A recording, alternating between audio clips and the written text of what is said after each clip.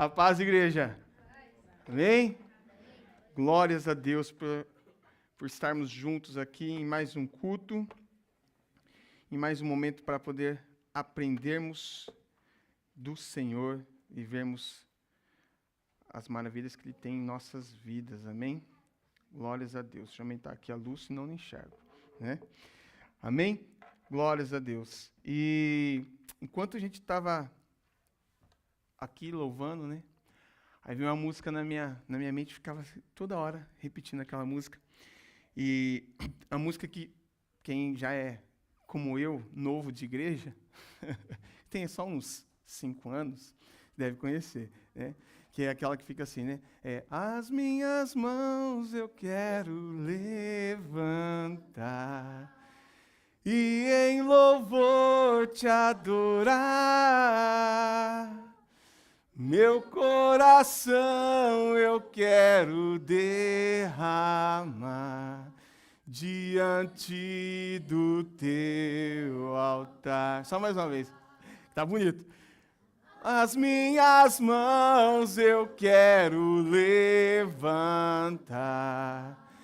e em louvor te adorar. Meu coração eu quero derramar diante do teu altar. Amém? Glórias a Deus. E aí eu fiquei, meu Deus, mas né, que louvor está vindo na minha mente, ele estava aqui, né? E o Senhor falou assim, é dessa forma que eu vou... E aí a ministra de louvor estava aqui e ela falou, né, sobre transformar sua vida. E aí falei assim, meu Deus, é isso mesmo que o Senhor quer falar nessa noite, né? Sobre transformação. E como acontece essa transformação? Quando a gente derrama o nosso coração diante do altar do Senhor. Né? Quando a gente está disposto a viver diante do altar, a nos render diante do altar, porque a continuação dessa música fala que pede para o Espírito Santo encher a nossa vida, né? Enche a minha vida, enche-me com teu poder, enche-me porque de ti eu quero ter. Não é uma obrigação, não é Deus que quer, mas é nós que queremos a presença dele, de tão boa que é em nossa vida. Olha que coisa maravilhosa isso.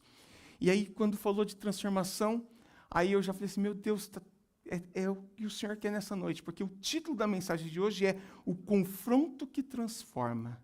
Olha isso. Eu falei assim, meu Deus, é Deus querendo falar demais mesmo nessa igreja hoje. Amém? Então, quando a gente coloca a nossa vida diante do Senhor, quando a igreja está nesse espírito, nós temos coisas que vão ser grandes nesse lugar. E Deus vai manifestar o poder dele aqui. Amém? Glórias a Deus. Então, por isso que vinha esse louvor, né? Diante do altar, entregarmos diante do altar, nos entregar diante do altar. É essa transformação que vai vir a partir do momento que nós nos rendemos. Amém? E o confronto que transforma, né? Não vou deixar de mencionar para vocês que nós estamos num mês em que nós estamos falando sobre família. Então, o tema da série é família. E o Evangelho, nós podemos colocar que o Evangelho é como a gente colocar aí uma família. Existem regras quando nós fazemos parte de uma família. Existem princípios quando estamos inseridos em uma família. Cada família tem seus princípios. E o Evangelho é dessa forma. O Evangelho, ele é algo que vem para nos confrontar, mas no final, o resultado é nos libertar. No final, o resultado é nos trazer vida. No final, o resultado é nos trazer alegria, mesmo quando as coisas ao nosso redor não promovem a alegria. Porque a minha alegria não está no que está ao meu redor, mas naquilo que eu estou focando em estar direcionado. Olha isso. Esse é o Evangelho verdadeiro, né?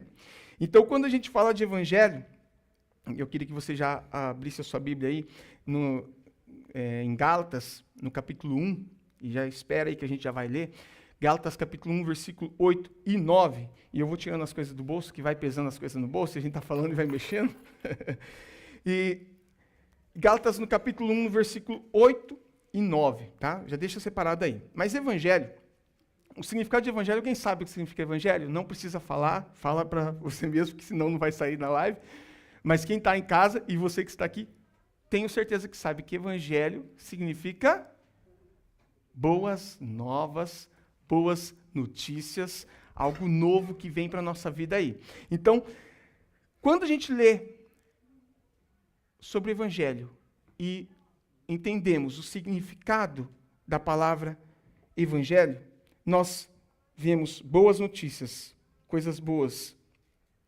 Mas essa boa notícia, quando a gente vai, né, pensar ali, olha, eu vejo evangelho, vejo o significado da palavra evangelho, e aí eu entendo que o significado da palavra evangelho, ela é boa notícia, boas novas. Então isso quer dizer que me traz conforto. Quem não fica confortável com boas notícias? Quem não se sente confortável com boas notícias, não é verdade?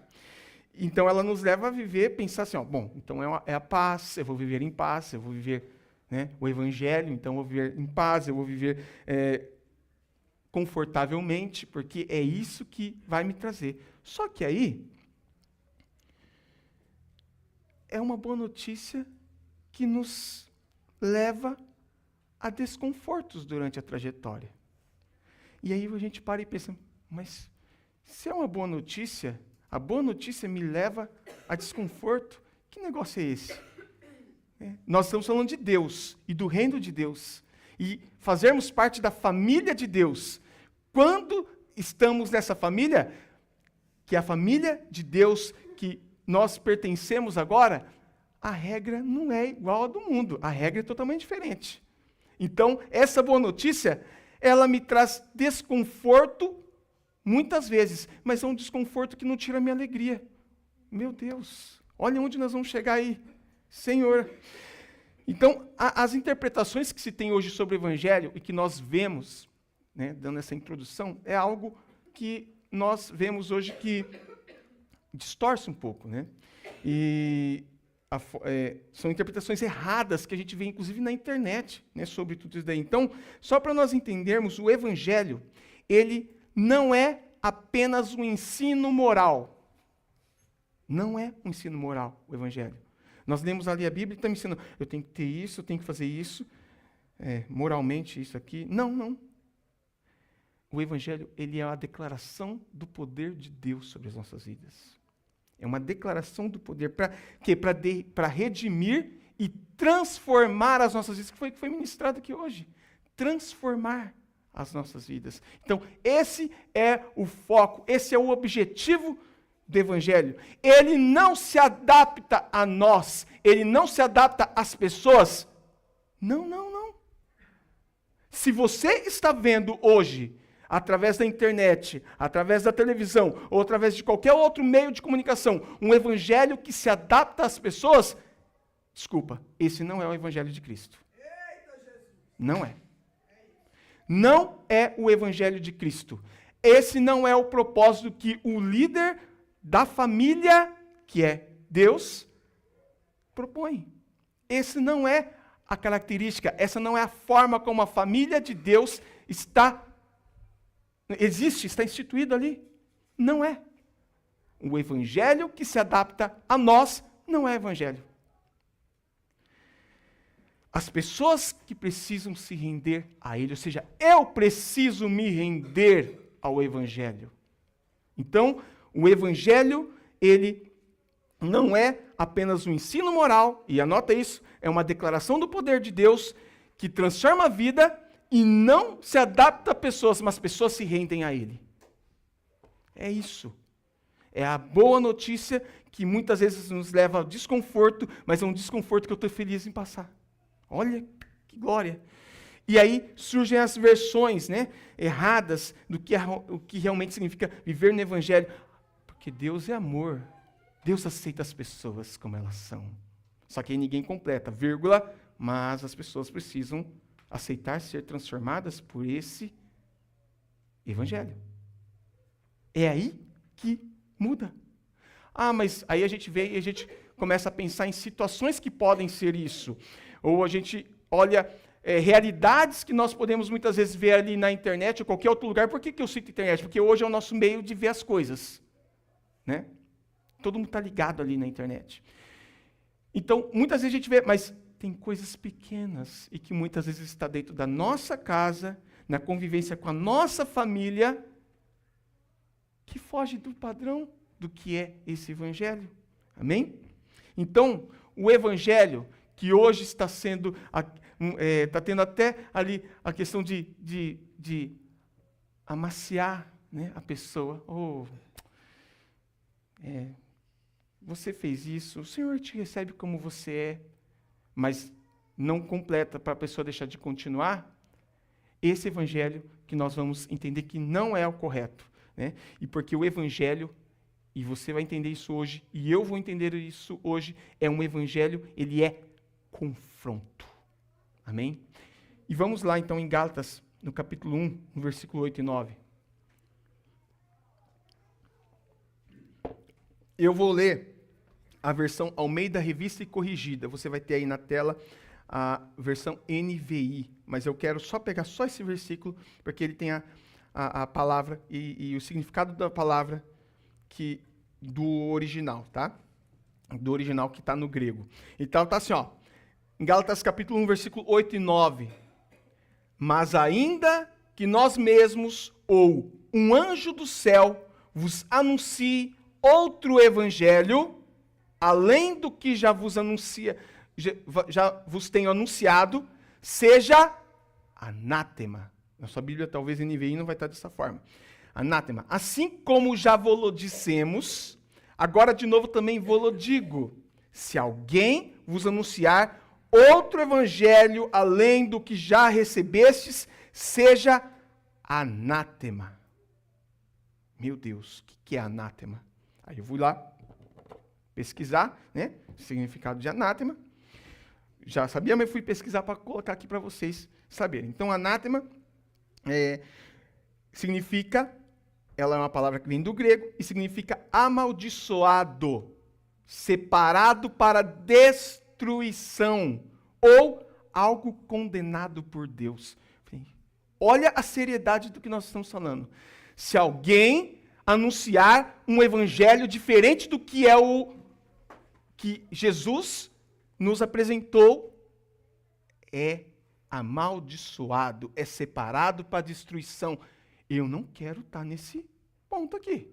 Eu quero viver o evangelho legítimo, aquilo que o Senhor nos colocou para viver, mesmo que isso me cause desconfortos, mesmo que eu tenha que sair da minha zona de conforto, mesmo que eu tenha que estar, talvez, passando por algumas situações, e mesmo assim com um sorriso no rosto e dizendo, como você está, meu irmão? Eu estou bem, mas ninguém imagina como você está vivendo. Mas você fala, eu estou bem, eu estou alegre, porque eu acredito que o meu Senhor, o meu Pai, é quem está no comando de tudo. E se Ele deixou que eu passasse por determinadas situações, é porque Ele sabe o que é melhor para mim.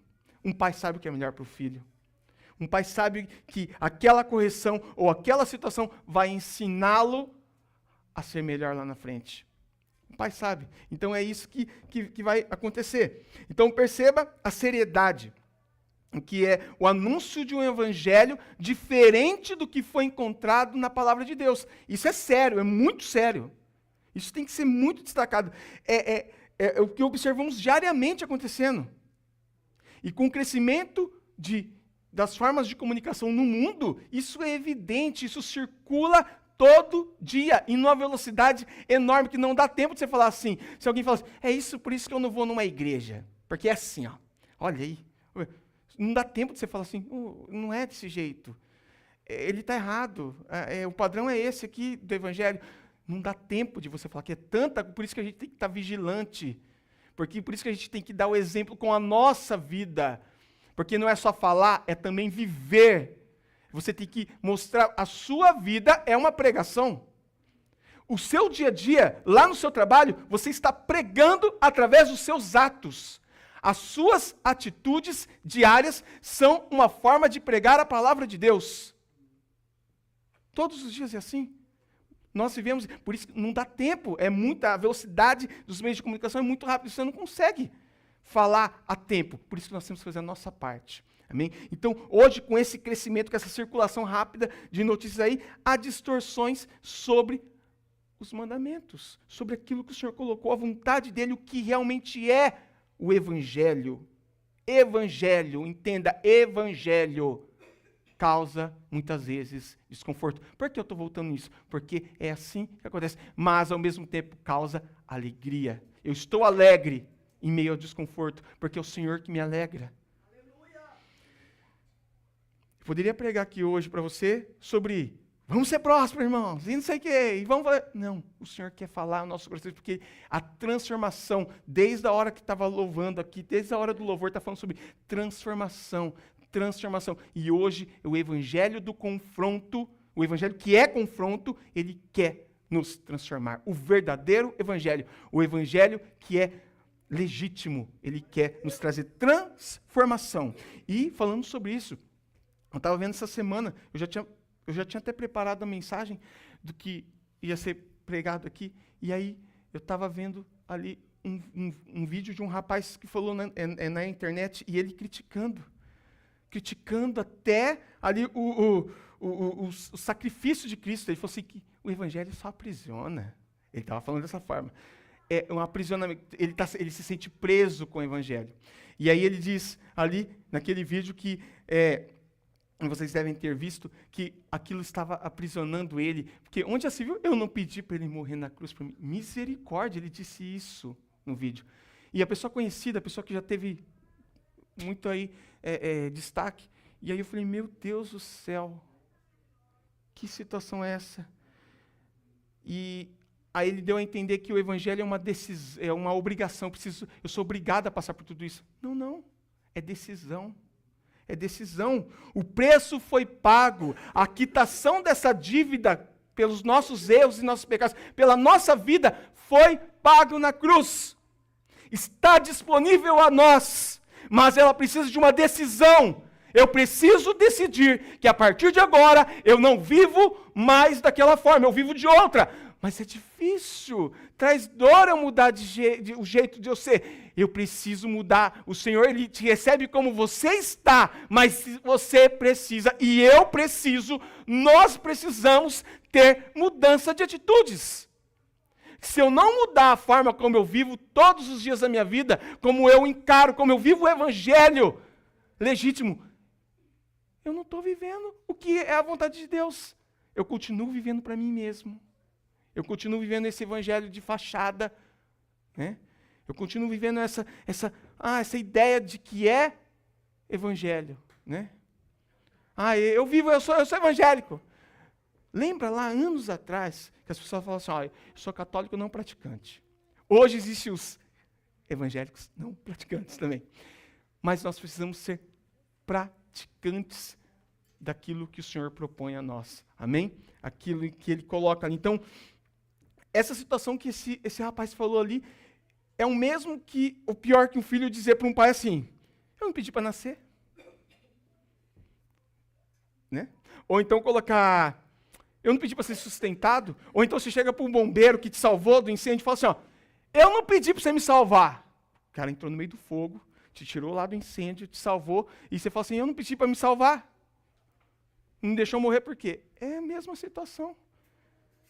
Então, tudo isso ocorre, pois as pessoas estão buscando hoje, e anote isso, as pessoas estão buscando palavras de conforto, e o pouco que se confronte já é motivo para mudar de rota. Aí está me confrontando, eu vou mudar de rota. Eu está me confrontando, eu não vou mais aqui, você acha? Pregação hoje, domingo, com o coração tão feliz. Cheguei lá e a pregação foi tão forte. Não vou não. Irmão, nós estamos aqui para a gente estar recebendo isso. Eu quero mais que o Senhor me chame a atenção mesmo, porque eu preciso estar certo. Eu preciso me endireitar. Todo dia eu fico, meu Deus, eu preciso me endireitar um pouco mais. Eu estou muito ruim. Todo dia eu fico desse jeito. Eu preciso me endireitar um pouco mais. Eu preciso viver mais igual ao Senhor. Aí às vezes eu vejo uma coisa assim, meu Deus, uma mensagem, uma palavra. Eu preciso melhorar nisso, hein? Todos os dias. É que nem você vê um profissional de saúde, um médico, ou qualquer outra pessoa que tem um profissional. Ele sempre está buscando aperfeiçoamento naquilo que ele faz, porque sempre surge coisas novas que ele não sabia. E sempre surge coisas novas que eu não sei, que nós não sabemos. E nós precisamos estar direcionando a nossa vida para vivermos o legítimo evangelho. Sermos essa família que escuta o pai falando e não somos rebeldes ao responder para o pai. Família em que escuta o Senhor falando conosco. Vamos viver isso, nós precisamos viver isso. Abra a sua Bíblia em João, capítulo 3, versículo 19, e agora sim a versão NVI. Eu só queria destacar aquele versículo. Amém? Então, João, capítulo 3, versículo 19 e 20, diz o seguinte aí, ó. Este é o julgamento. A luz, presta atenção, a luz veio ao mundo. Glória a Deus por isso. Mas os homens amaram as trevas no lugar da luz, porque as suas obras eram más. Então eles faziam coisas erradas, eles preferiram ficar fazendo a coisa errada ainda. Pois quem pratica o mal odeia a luz e não se aproxima da luz para que as suas obras não sejam manifestas. Entenda, a realidade que o mundo vive hoje é essa. A luz é apresentada ao homem. Mas qual o motivo dele não ir para a luz? Isso está na Bíblia, isso é a Bíblia que está falando. Qual o motivo para ele não ir para a luz? O motivo é que não quer que suas obras sejam reprovadas. Eu não vou, não. Vão falar para eu mudar? Vão falar para eu parar de fazer isso? Você acha? Eu não posso mais tomar minha cervejinha? Eu não vou, não. A pessoa, ela, e nós vemos isso, nós como seres humanos, eu não estou falando você, ele, o outro, estou falando nós como seres humanos, precisamos sempre estar atentos a isso. E quando chegar alguém falar para você, sempre esteja atento a isso. Muitas vezes eu falei de Jesus para uma pessoa e a pessoa falou assim, eu não vou virar crente, eu não vou para a igreja. Lá eu posso ir no baile lá? Ah, se eu for na sua igreja eu posso beber cerveja? Ah, se eu for na sua igreja eu posso fazer isso? A pessoa está preocupada com o que ela vai deixar de fazer e já está pensando da forma errada. Eu preciso deixar de fazer alguma coisa. O Senhor não diz isso. Ele diz, venha como está. Mas aí depois que você entra, aí tem que ter transformação. Mas é uma decisão. É uma decisão. Decisão. O Senhor não chega e fala assim, mudem. Não. Quantas vezes ali nós vemos na trajetória de Jesus, em algum momento, Jesus falando assim, ó, deixa de fazer isso, ó, e fica aqui. Não, ele aconselha. Vá, não peques mais. Ele fala, largue tudo que tem e me siga. Ou seja, deixa tudo esse pecado, tudo isso para trás e me siga. Mas as pessoas chegavam até ele como estavam. Agora, a decisão de continuar com ele era de cada um. Larga e continue a me seguir. Amém? Então, é esse o ponto que a gente tem que entender aí. Então, o motivo é que não quer que suas obras sejam reprovadas. Ah, então, é isso, eu não vou... Eles não... Aqui na Bíblia está dizendo... Quem pratica o mal odeia a luz e não se aproxima da luz para que as suas obras não sejam manifestas, ou seja, não sejam reprovadas, não vejam. Então é melhor nem ir para não ser contrariado. Né? É tipo aquela ideia daquele amigo, né? Quem já teve amigo assim? Que chega lá, aí o amigo vem te contar as coisas, aí ele começa a contar as coisas para você e você fala assim, mas você errou nisso. Você não é meu amigo? Você está me criticando? Peraí, você está me contando a sua experiência, eu estou te falando que tudo bem. É um problema, mas você errou nisso daí.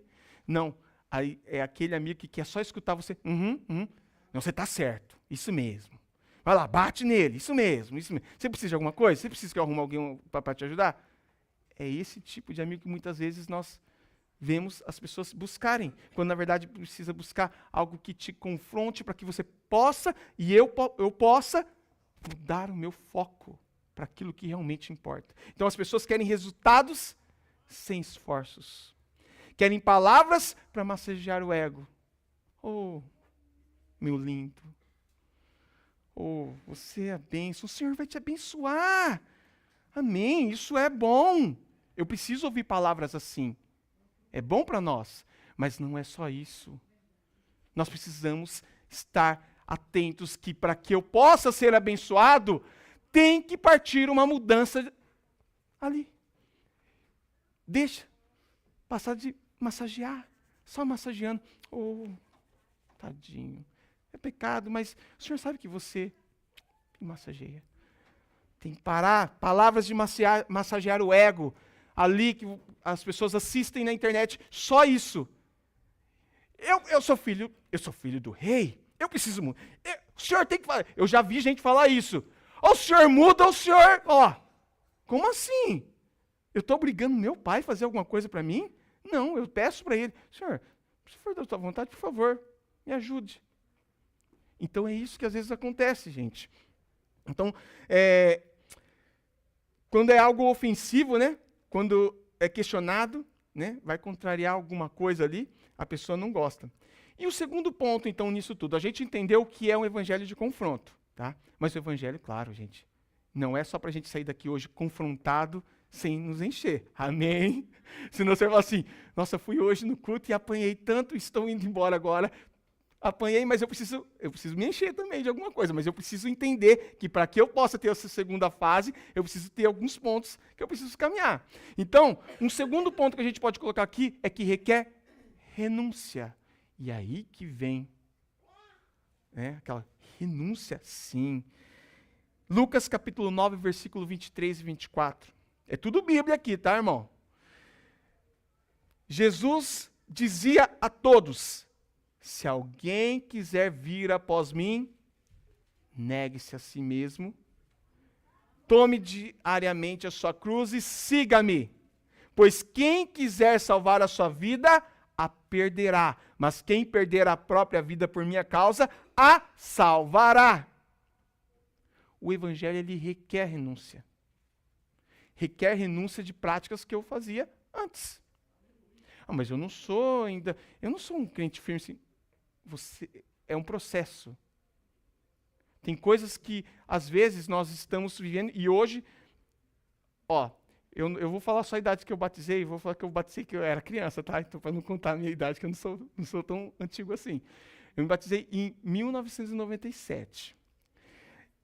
De lá para cá, quantas coisas eu tive que ser transformado. Faz tempo, né?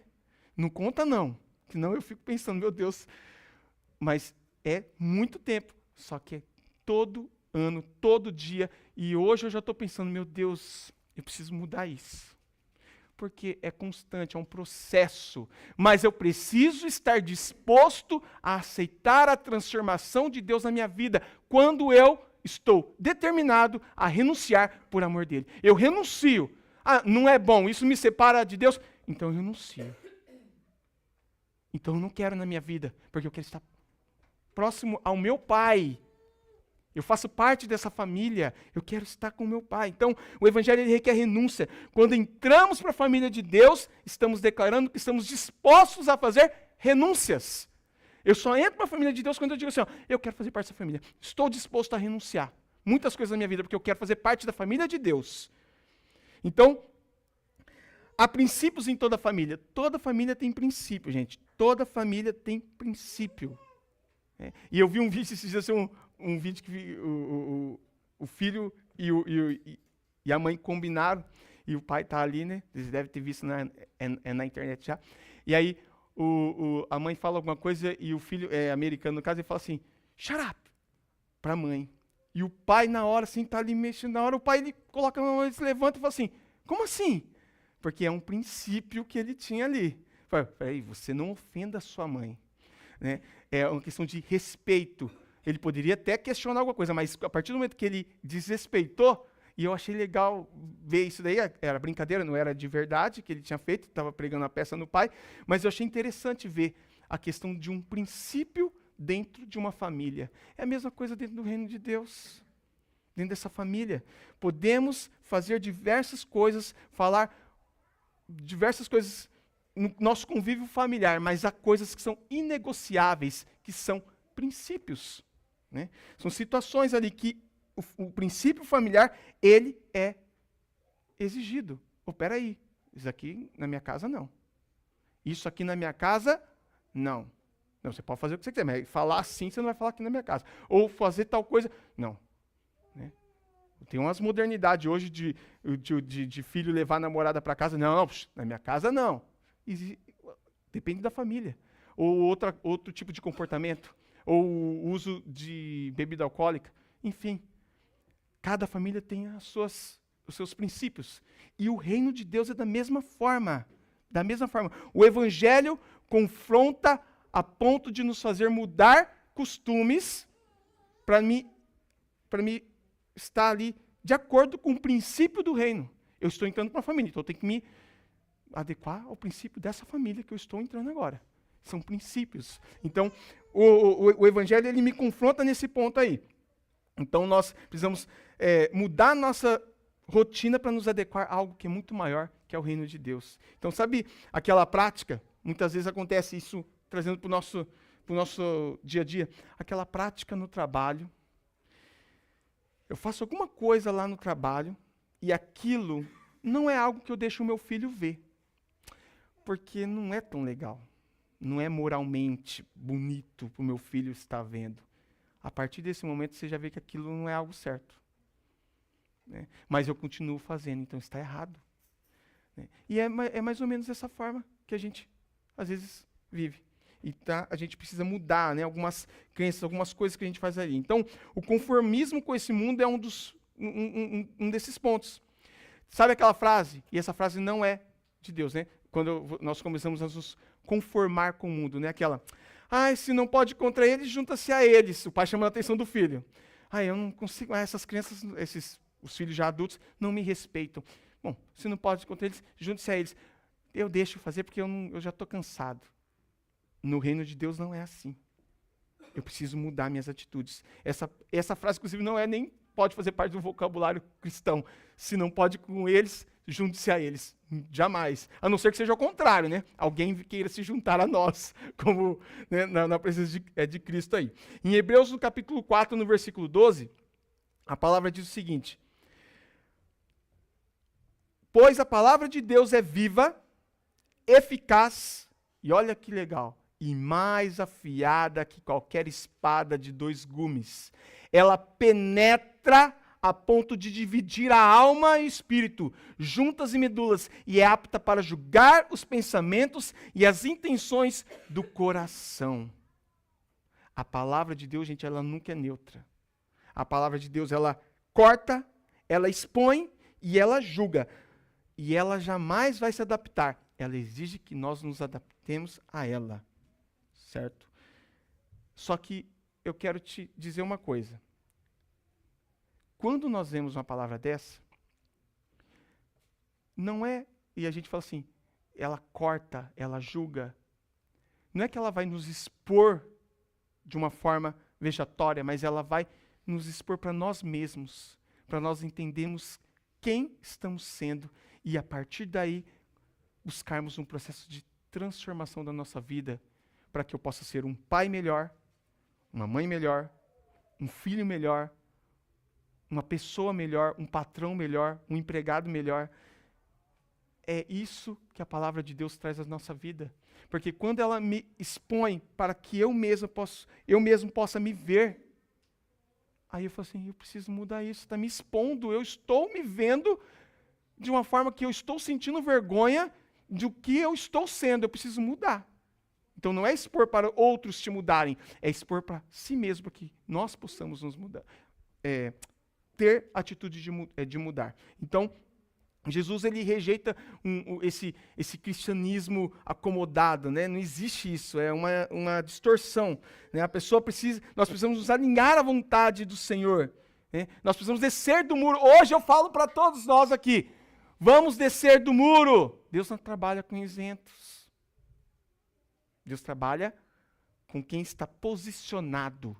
E hoje, o nosso posicionamento é de viver um evangelho genuíno. Amém? O Senhor ele vai trazer bênçãos. Não pense que é apenas dor. Nós vamos ter os desconfortos, mas é para um crescimento depois. Então, por que eu estou falando isso? Porque o Senhor não nos deixa enganado.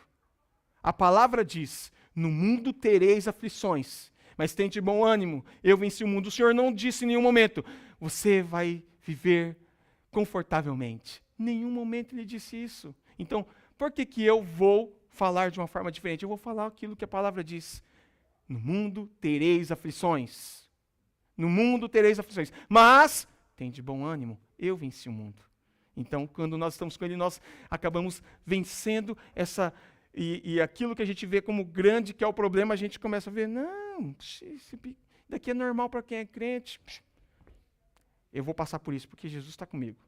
Ponto final. Então, nós não podemos ser isentos. Ou é quente, e estamos com ele, ou é frio, e não está com ele, porque se a gente é morno, ele vomita. É como diz Apocalipse 3, 15 e 16. Conheça suas obras, que você não é frio, nem quente. Gostaria que fosse frio ou quente. Assim, porque é morno, nem frio e nem quente, estou prestes a vomitar você da minha boca. É o que diz a palavra, Apocalipse.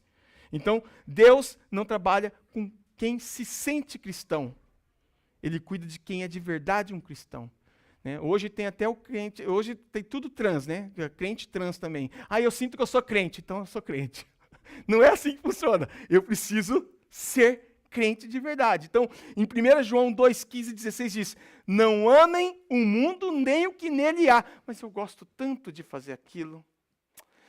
Mas a palavra diz, não ame o mundo nem o que nele há. Se alguém ama o mundo, o amor do Pai não está nele.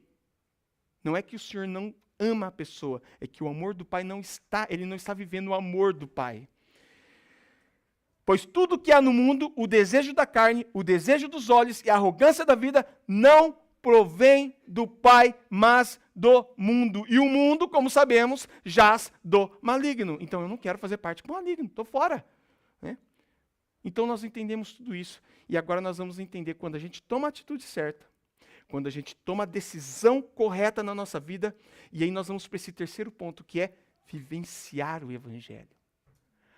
Vamos vivenciar o Evangelho, então, para que a palavra possa não ser mais de desconforto, mas possa ser de alegria em viver, mesmo que esteja no desconforto. Olha isso, como muda. Eu estou tão feliz. Está um desconforto aqui. Mas estou feliz. Olha, eu tenho que trabalhar amanhã, mas eu estou tão feliz que eu vou trabalhar. Gente, eu tenho trabalho.